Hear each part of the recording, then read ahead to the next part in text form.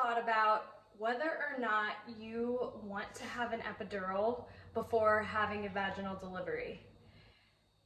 Chances are you've heard someone's opinion regarding an epidural or not having an epidural before delivering vaginally.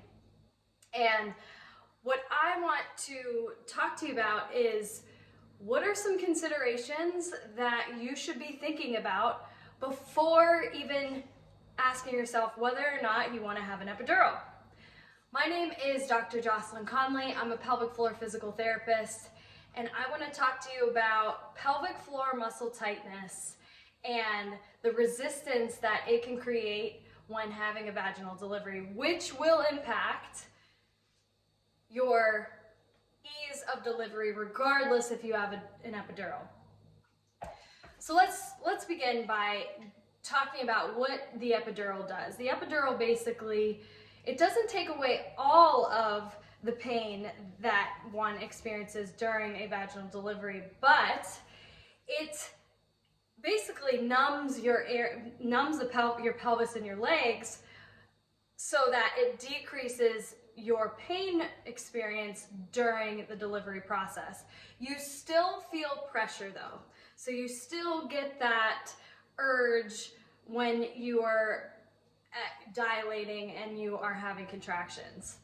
Now, some people in the literature, midwifery literature, it does say they don't recommend a epidural if at all possible because it can dampen some of the body's physiologic responses to progress labor. And I'm on board with that.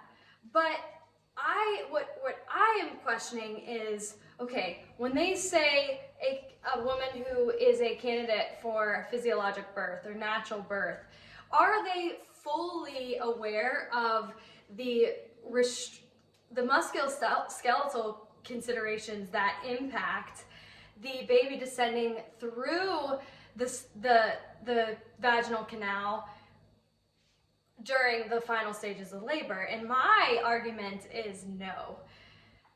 So here's the deal. What they say is that a lot of women, and I'm very curious of where they're getting their information, and I'm not disagreeing, I'm just presenting and something to think about. When you have an epidural, you don't feel how you're pushing, and I agree with that. But some on the other side may say, well, you're less likely to contract your pelvic floor muscles like as a guarding response because of the pain, which is important in protecting the pelvic floor muscles. So regardless of where you are on the epidural debate, I want to say we got to talk earlier about this. But let's not even talk about epidural or not. I think a lot of women have no idea what they're getting themselves into on their first vaginal delivery.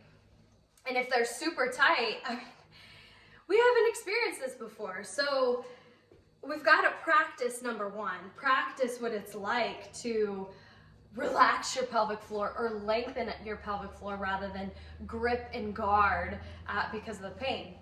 But even beyond that, even before that, you guys, let's talk about resting pelvic floor muscle resistance. So in our muscle fibers, we have muscle spindles, and these muscle spindles are basically, they're sensory receptors, meaning they detect what's going on within the tissue and communicate with the spinal cord and the brain on what actions to take next. And when the muscle fibers itself are put through, there's enough force, either there's like a stretch force going through, it will talk to areas in the brainstem saying, hey, this is what's going on. You should do something about this so the tissue doesn't get injured. Now, when you have a really stiff muscle at baseline, think about yanking that muscle into the motion that your most flexible friend can do. You're like, I can't do that. So what are you gonna do? You're gonna block that. It's subconscious, you're gonna block that. So if that makes sense, that it should make sense, then why are we even talking about epidural? Because whether or not you have an epidural, your system is still going to protect you to a certain extent, and then there's just a point where they're gonna tear or they're gonna excessively be strained no matter what, if they're too stiff, too short. So before you even think about epidural, whatever you decide, I mean, it's your choice. Me personally, I was on the epidural train. Like, I'm like, yeah, I think I want an epidural. My period cramps are really terrible and I hate them. But at the same time, I feel like I am now educated on better pain management and movement to attenuate that. That I think I want to deliver vaginally without an epidural. But I know that my pelvic floor muscles are so stiff. Like, they are really stiff, and when I step back, when I get away from making sure that they're mobile, have really good pelvic floor mobility, meaning they have the full range of motion, they're strong, they're endurant, and they know how to relax, they know how to tie, that they're coordinated with other muscles of my deep and outer core, then I'm good. Like, the stiffness is manageable, but that does fluctuate depending on my habits and how stressed I am, whether physically, emotionally, and spiritually. So the whole point here is me saying is I need you to think about how fit your pelvic floor muscles are. And by fit and mobile is they're endurant, they have the full range of motion, they are strong, and they're powerful, and they're coordinated. Like, when you want them to lengthen, you can make them lengthen. And when you sneeze, you know what to do and you can accommodate for that. And when you lift heavy, you can accommodate for that. You know how to change your bracing patterns. So it starts before baby one, guys. That's the truth of it. You've got to know your baseline. Whether or not you want to learn that on your own, that's a personal choice. I personally recommend seeing an expert on this, a pelvic floor physical therapist that really does know this stuff in depth. There's a lot of newbies out there, not that they're not good, but just keep in mind level of experience. I know that I learn something new every day, and if I have the same beliefs and perspectives as I did last year, then I'm not growing.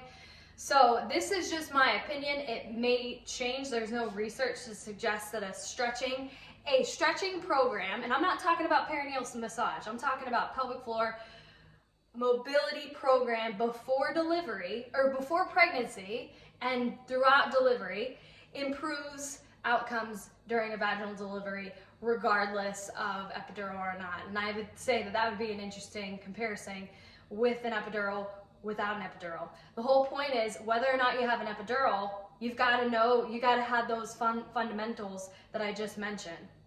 So in summary, my question for you is, have you ever thought about having an epidural? And if so, okay, whatever, that's your, I don't judge you on which way you choose. It's, in my opinion, it may not matter. What really matters is where you are going into it. If you're too stiff, no epidural is gonna suddenly give you fitness. So keep that in mind. And if you've practiced under different scenarios, like you've practiced in your bedroom, you've practiced in different positions, you're still not gonna go through the same thing. You're not gonna have a labor before the labor, but you're better off even if you have an epidural, in my opinion. So I hope this was helpful. If you like this content, you like this video, please press the like button. If you have any questions or you wanna share your experience or you can chime in on anything, please put them in the comments below. Please subscribe, and if you know anyone that would benefit from this information, please share this with them, and I will see you on the next video.